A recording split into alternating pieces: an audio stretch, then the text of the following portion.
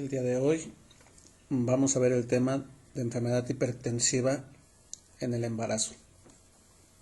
Soy el doctor Abraham Jacobo, soy profesor de la Facultad de Enfermería por parte de la Universidad Michoacana de San Nicolás de Hidalgo. Los objetivos de este tema va a ser, en primer lugar, describir la clasificación más común de las enfermedades hipertensivas en el embarazo. Vamos a analizar las causas fisiopatológicas en general de la preeclampsia. Voy a describir los aspectos clínicos más relevantes de preeclampsia leve y severa.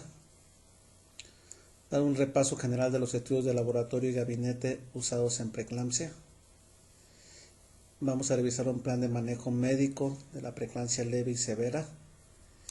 Y vamos a hacer mención de las principales complicaciones relacionadas con preeclampsia.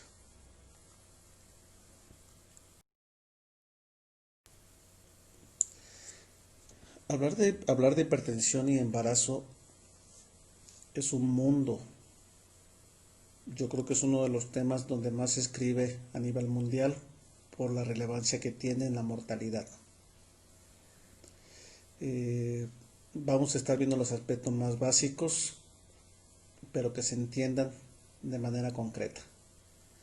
Lo primero que tienen ustedes que saber es la clasificación de las enfermedades hipertensivas y embarazo. No hay un consenso internacional.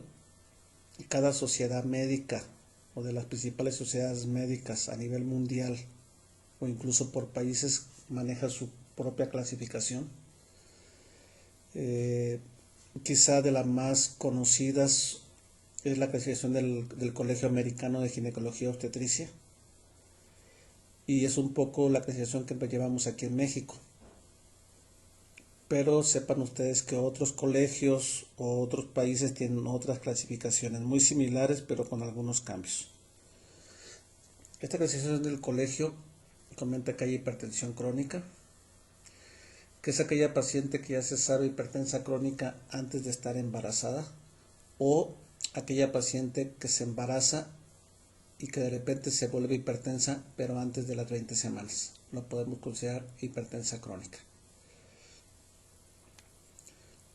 Puede haber un segundo grupo de preeclampsia-eclampsia,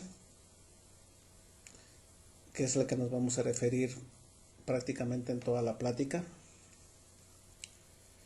Puede haber hipertensión arterial crónica y luego agregársele preeclampsia, aquella paciente que ya se sabe hipertensa y luego de repente se le sube la presión arterial y empieza con proteinuria. Entonces ya la etiquetamos como hipertensa crónica con preeclampsia sobreagregada. O incluso aquellas pacientes que las catalogamos como hipertensas gestacionales o transitorias, que son aquellas pacientes que casi al final del embarazo generan hipertensión arterial, pero sin síntomas y sin proteinuria, simplemente están hipertensas, una hipertensión generalmente leve. Y algunos autores, no el Colegio Americano, pero sí algunas otras sociedades ya meten a la hipertensión de bata blanca como parte de la clasificación. Este tipo de hipertensión son aquellas pacientes que no tienen hipertensión y cuando van al médico o cuando van al hospital se les sube la presión. No es consenso todavía, pero ya algunas sociedades lo manejan.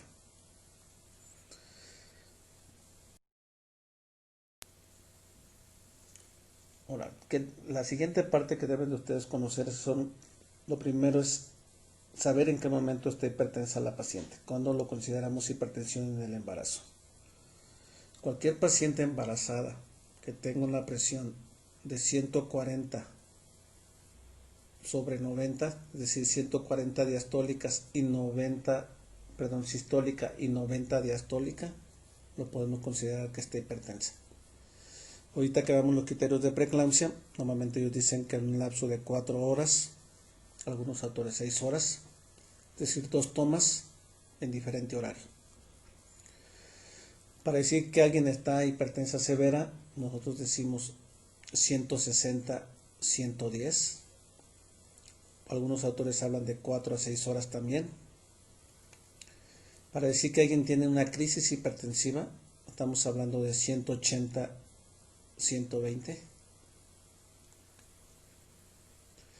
En específico, ya preeclampsia, aunque lo vamos a ver más adelante, tiene que tener el criterio de hipertensión. Es decir, tiene que cumplir con algún criterio de hipertensión. Normalmente es una embarazada que se le diagnostica hipertensión después de las 20 semanas y que aparte tiene proteinuria. Muy al principio, o hace ya algunos años, considerábamos la tríada de hipertensión, proteinuria y edema. Actualmente ya el edema no se considera un dato de preeclampsia como tal, como criterio diagnóstico, entonces sí tiene que tener hipertensión más proteinuria. En el caso de preeclampsia severa, hipertensión severa más proteinuria o síntomas y signos de hipertensión severa. Y obviamente en el caso de eclampsia, tiene que tener primero preeclampsia y si esta paciente convulsiona, la etiquetamos como eclámptica. No toda la paciente que convulsiona es eclampsia. Acuérdense que hay pacientes con crisis convulsivas o crisis epilépticas de otro tipo. ¿Sí? Entonces, esto es el primer concepto que le tiene que quedar claro. Aquí obviamente pues hay que saber tomar la presión. Hay que tener todos los criterios de cómo tomar la presión, con qué aparatos, en qué brazo, con qué criterios, etcétera. Pero bueno, estamos considerando que la persona que le toma la presión sabe tomar la presión.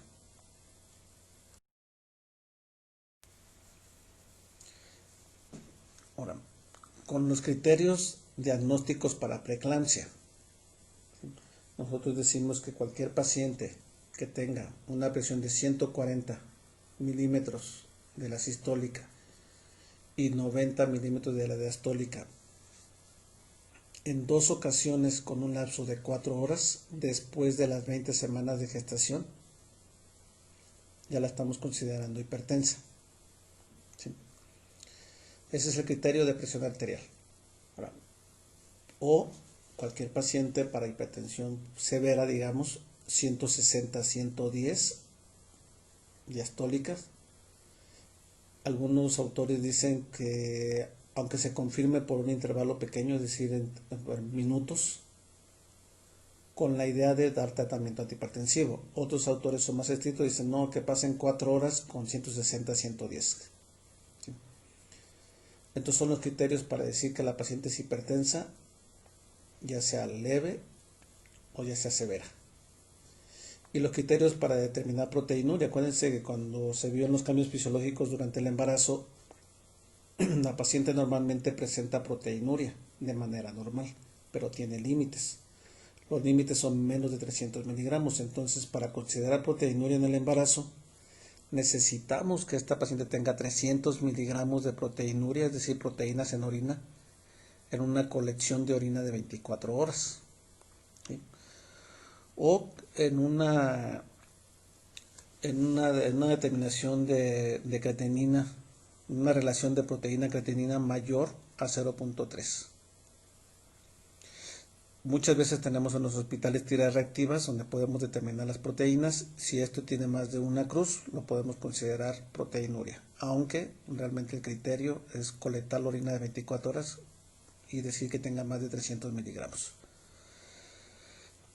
Actualmente, antes no se manejaba, pero recientemente decimos, bueno, si no hay proteinuria, ¿habrá otros criterios? Sí, sí los hay.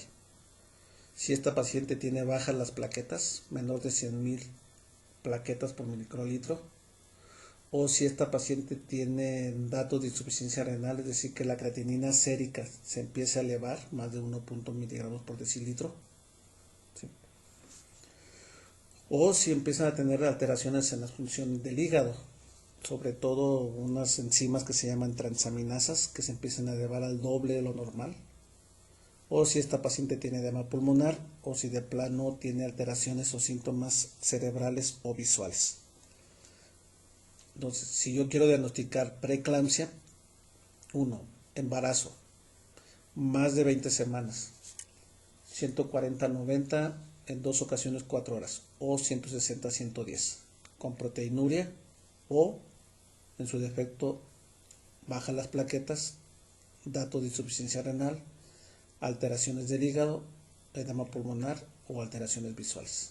Y esos son mis criterios diagnósticos para decir que una paciente es preeclámptica.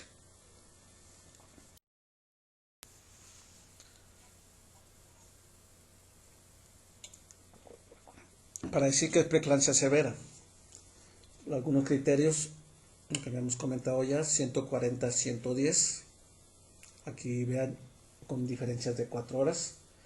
En la práctica es muy complicado que nosotros nos esperemos 4 horas para darles tratamiento. Entonces algunos autores consideran que minutos, si corroboramos en, yo diría 10, 15, 20 minutos, máximo 30 minutos, otra vez 160, 110, decimos que es preeclampsia severa. Si tiene trombocitopenia menor de 100.000, es decir, bajas plaquetas, o como hemos comentado ya, alteraciones de las enzimas hepáticas, ¿sí? O si la paciente se queja de dolor en epigastrio, ahí en la boca del estómago, si rápidamente evoluciona insuficiencia renal, si tiene edema pulmonar o empieza a tener alteraciones visuales o cerebrales. Si cumple estos criterios, yo lo puedo catalogar como preeclampsia severa.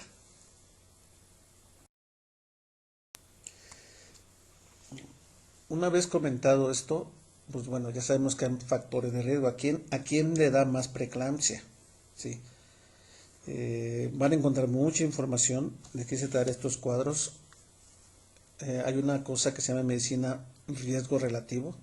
Esto significa qué tanta probabilidad tiene de que le dé preeclampsia en este caso o cualquier enfermedad. Si esta paciente tiene unas cosas que se llaman anticuerpos antifosfolípidos o síndrome de antifosfolípidos, que se elevan algunos anticuerpos antifosfolípidos, tiene 10 veces más probabilidad si padece de esto. Si ya tuvo la paciente preeclampsia en embarazos previos, tiene 7 veces más probabilidad. Si es diabética, 3 veces más. Si tiene historia familiar de preeclampsia, 3 veces más. Si tiene un embarazo gemelar o múltiple, 3 veces más. Si es su primer embarazo. Si tiene un índice de masa corporal elevado, es decir, tiene obesidad.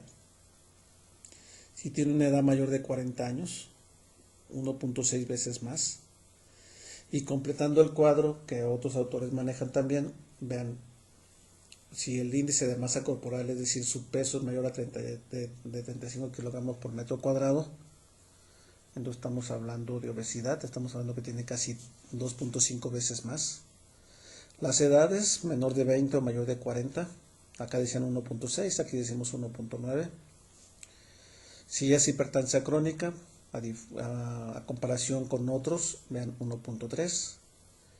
Si tiene alguna enfermedad autoinmune, hasta 7. Si ha tenido tromboembolismo venoso, 2. Si tiene enfermedad renal crónica, 1.7. Entonces, hablando todo lo que sea mayor a 1 es riesgo relativo. Es el número de veces que puede tener más probabilidad de que tenga la enfermedad. Y estos son los criterios o factores de riesgo para que desarrollen preeclampsia. La patogénesis o la fisiopatología es muy complejo, ¿sí? Hace algunos años no teníamos la menor idea dónde estaba el problema. Ahora ya tenemos más o menos claro por dónde va. Si hay trastornos genéticos de esa paciente, si tenemos problemas, si la paciente tiene problemas inflamatorios o inmunológicos, si hay alteraciones en una cosa que se llama el estrés oxidativo, nos va a dar en general placentación anormal, es decir, esa placenta se va a implantar de manera anormal. ¿Sí? Es decir, el problema de fondo está en la placenta, secundario a los factores. ¿Qué va a provocar esto? Va a reducir la perfusión placentaria, es decir, va a disminuir la circulación placentaria. Esto normalmente sucede en las primeras 16 semanas de gestación. Después de las 17 semanas de gestación, esta alteración en la perfusión nos va a provocar trastornos en varios factores en varios factores de crecimiento, ¿sí? Ya sea factores de crecimiento de tirosinquinasa o endoglina. Va a disminuir factores de crecimiento placentarios. Va a estar disminuido factores de crecimiento vasculares endoteliales. Va a estar aumentado receptores angiotensina tipo 2, etcétera, ¿sí? Todos estos factores, y algunos elevados, otros disminuidos, van a traer una alteración, van a provocar que haya problemas o disfunción en todo el sistema vascular. Es decir, va a provocar alteración en la capa interna de los vasos sanguíneos, en el endotelio. Y finalmente esto va a provocar alteraciones en el riñón, alteraciones en la presión, alteraciones en la coagulación y alteraciones en el cerebro, como edema cerebral, etcétera, ¿sí? Nosotros a las pacientes las vemos ya cuando están hipertensas, pero previo a esto ya pasó toda esta cascada. Es muy complejo, hasta aquí les dejo esta situación. Por eso la preeclampsia se presenta después de las 20 semanas, porque ya sucedió todo este mecanismo. Síntomas y signos que van a presentar las pacientes preeclámpticas. Muchas de ellas, las preeclampsias leves, puede ser que no tengan ningún síntoma, simplemente les detectamos hipertensión leve y a lo mejor proteinuria leve, pero sin ningún síntoma. Pero aquellas pacientes que presentan síntomas, normalmente se van a quejar de, nosotros le llamamos vasoespasmos, es decir, que los vasos sanguíneos están muy cerrados, y que son los datos que presenta cualquier paciente que tenga hipertensión. ¿Qué van a sentir las hipertensas? Dolor de cabeza, cefalea, ¿sí? Mareo, van a ver manchitas volando, es decir, fosfenos, van a tener zumbido de oídos, acúfenos, ¿sí? Van a tener hormigueos de las manos o de las piernas, parestesias, van a sentir que les arden las piernas o los brazos, disestesias, ¿sí? Pueden tener náusea, vómito. Un dato de severidad es que les duele, que tengan dolor en la boca del estómago. Nosotros decimos epigastralgia. Pueden tener dificultad para respirar. Pueden tener dolor torácico, ¿sí? Obviamente pueden presentar crisis convulsivas, convulsiones. Pueden empezar a orinar poca cantidad. Entonces, toda esa paciente que tenga mucha sintomatología, aunque tenga presión de preeclampsia leve, es decir, 140-90, nosotros lo etiquetamos como preeclampsia severa. O sea, no necesita precisamente tener hipertensión severa como tal. Puede tener hipertensión leve, pero con todos estos síntomas, y nosotros la catalogamos como preeclampsia severa. Entonces, como el problema es disfuncional a nivel circulatorio, pues todos los órganos están sufriendo.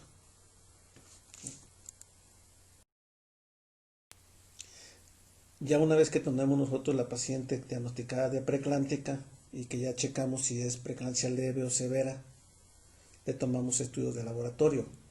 ¿Qué estamos solicitando? Solicitamos una biometría hemática, ¿sí?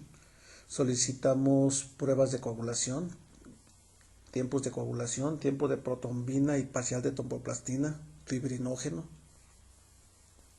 Solicitamos pruebas de funcionamiento hepático, queremos checar bilirrubinas, transaminasas, ¿sí? Sobre todo. Tomamos pruebas del riñón, química sanguínea 6, o sea, urea, creatinina, ácido úrico en general, glucosa. Determinamos electrolitos séricos, los principales, cloro, sodio, potasio. Podemos determinar proteína C reactiva, ¿sí? Y lo otro lo etiquetamos el estudio como perfil toxémico, perfil para preeclampsia, que abarca todos esos estudios que acabamos de comentar. Normalmente estos que le puse aquí en rojo son los que están alterados. Este es un estudio donde valoramos preeclampsia severa, preeclampsia leve contra un grupo sano. No me voy a detener en estos datos, pero nada más quiero que comparen los que son significativos. Vamos a comparar preeclampsia severa contra sano. Entonces, hay alteración en plaquetas, significativo. Hay alteración en el nitrógeno ureico, alteración en las transaminasas a nivel del hígado, ya sea oxalacética o pirúvica, significativo. Alteraciones en la proteína C reactivo, significativo. Alteraciones en el ácido úrico, alteraciones en los tiempos de coagulación, alteraciones en las concentraciones de la misma protombina. Entonces yo le pido los estudios, pero me voy a fijar en específico en estos apartados, que es lo que más está alterado.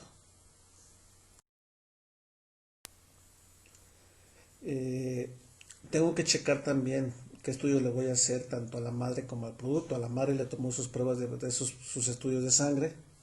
Obviamente tengo que mandar determinar orina de 24 horas para ver la cantidad de proteinuria, para ver la severidad de la proteinuria, que también es un dato pronóstico. Y al producto normalmente le voy a mandar a hacer ultrasonido, ¿sí? Le vamos a mandar a hacer, quiero ver cómo está la placenta, quiero ver cómo está el líquido, cómo está, cuántas semanas de gestación tiene. Si es necesario, o generalmente tengo que hacer con el mismo ultrasonido una cosa que se llama perfil biofísico, para ver si el producto se está moviendo, si tiene movilidad, cómo está cuánto tiempo tiene su corazón, cuántos movimientos mayores o menores tiene su cuerpo, etcétera. Tomamos también por mismo ultrasonido, con ultrasonido Doppler, valoramos el índice de resistencia a la arteria umbilical, valoramos el índice de resistencia a la arteria cerebral media, y ya tomamos obviamente el estudio de los cinturones, la cardiotocografía, que en algún momento ya se mencionó. Y con esto lo que yo estoy haciendo es haciendo la valoración de ese producto. Es el mismo estudio anterior, vean el sano contra la preeclampsia severa, todos son significativos en relación a esos dos grupos. Nos vamos a encontrar con muchos productos que son prematuros, sobre todo preeclampsias de 28, 30, 32 semanas, etcétera. Entonces muchas veces vamos a necesitar tratamiento para madurar los pulmones del producto. Damos corticoides, damos betametasona a estas dosis, 12 miligramos intramuscular 2 dosis, o podemos dar dexametasona con la idea de hacer madurez pulmonar.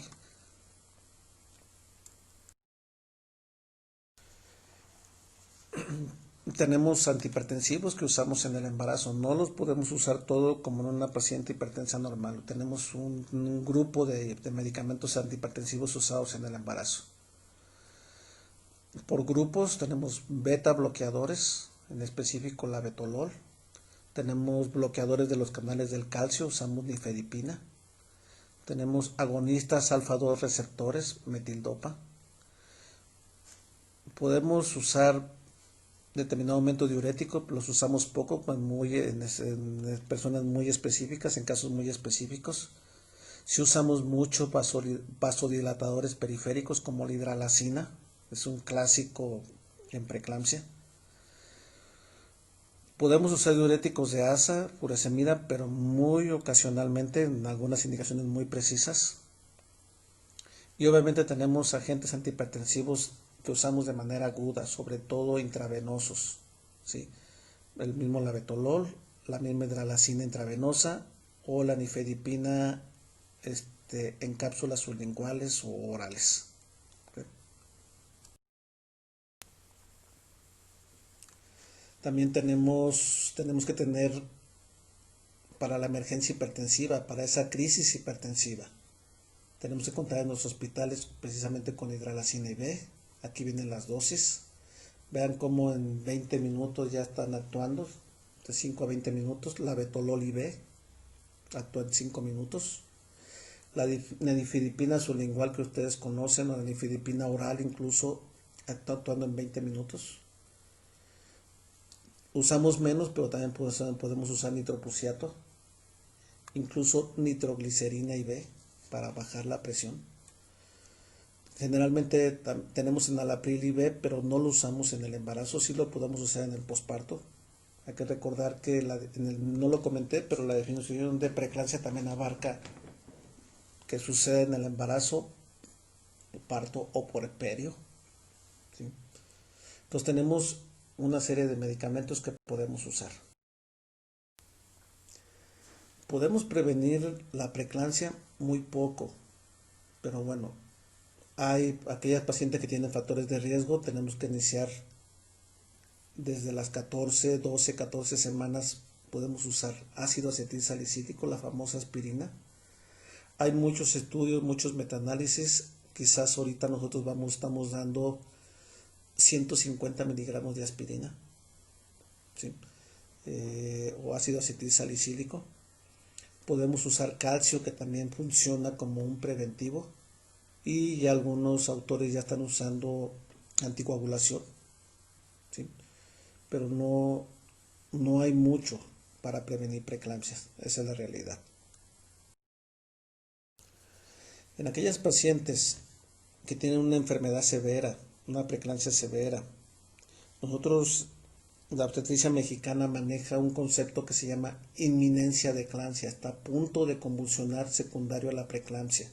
Es aquella paciente con hipertensión severa que da mucho dolor en epigastrio, en la boca del estómago, que está vomitando, que tiene hiperreflexia, que tiene unos reflejos muy incrementados. Nosotros decimos, tiene inminencia de eclampsia. A esas pacientes, como preventivo, usamos sulfato de magnesio, ¿sí? Eh, Normalmente usamos 4 a 6 gramos. Los libros nos dicen cuánto usar. Lo usamos 4 o 6 gramos para pasar en 20 minutos. Nos dicen cuánto usar y cuánta concentración. Y después de que le pasamos en 20 minutos estos 4 o 6 gramos, hay que continuar con la infusión 1 o 2 gramos por hora. Y ellos nos dicen, si vas a estar usando sulfato de magnesio, checa reflejos, verifica su estado mental, verifica su estado respiratorio y checa su orina, que esté orinando el paciente. ¿Sí? Nuestros hospitales generalmente no tenemos para determinar magnesio, pero en los hospitales que hay, pues bueno, decimos, ¿sabes qué? Si esa paciente está entre 4 o 8 gramos, está bien. Nosotros tenemos que estar verificando los datos clínicos, ¿sí? Normalmente dejamos el sulfato de magnesio 24 horas después de la última crisis convulsiva. Hay complicaciones, muchas complicaciones en preeclampsia: hipertensión severa, edema pulmonar, embolismos pulmonares, accidentes vasculares cerebrales, insuficiencia renal, trombocitopenias, una enfermedad que se llama coagulación intravascular diseminada. Obviamente hay eclampsia, edema cerebral, eh, síndromes de encefalopatías, accidentes vasculares cerebrales, trastornos oftalmológicos como hemorragia retiniana, desprendimientos de retina, edemas, exudados. Puede haber ruptura del hígado, hematomas en el hígado, disfunción hepática. Obviamente hay alteraciones en placenta y alteraciones en la perfusión fetal. Entonces hay muchas complicaciones, sin contar obviamente muerte.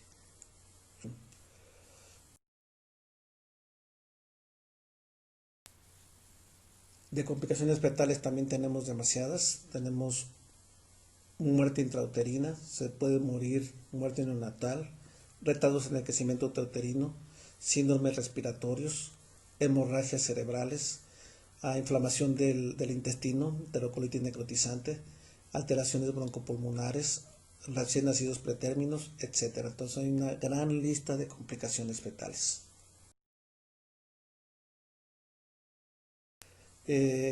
Todos los hospitales deben de tener una caja roja de medicamentos para preeclampsia, deben tener sulfato de magnesio.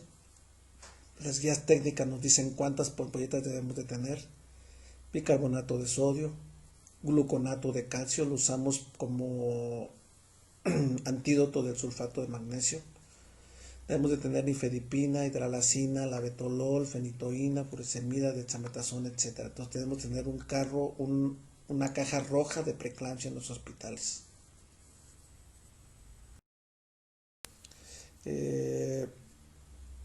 Es un tema muy extenso. La idea era dejarles algo básico. Eh, Quizá faltó un poquito nada más comentar sobre preeclampsia leve, el manejo. Si la catálogo de preeclampsia leve y obviamente está sin síntomas, yo lo puedo manejar de manera ambulatoria. ¿Sí?